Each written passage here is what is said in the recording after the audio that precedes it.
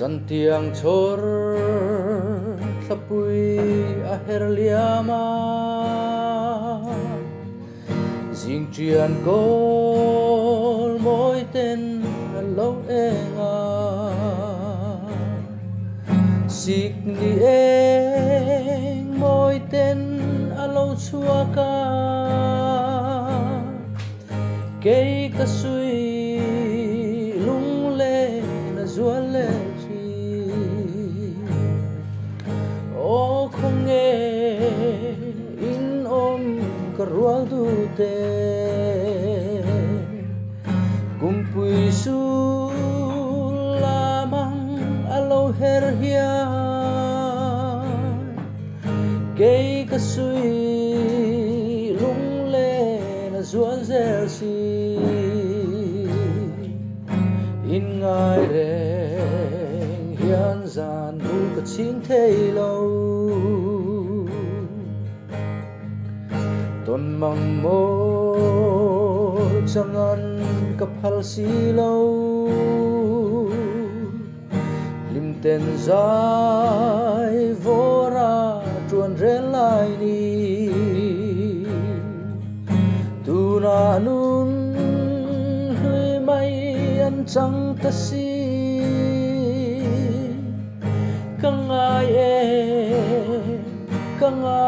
kangai vong vong O không nghe in nom karual du te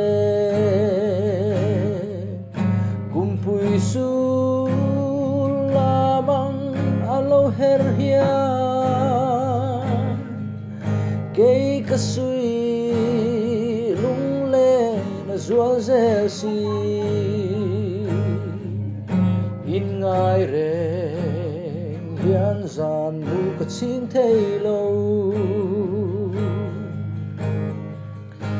Enga ma na khan kan ton lo ni Tu na bo ton ni lai zai re lo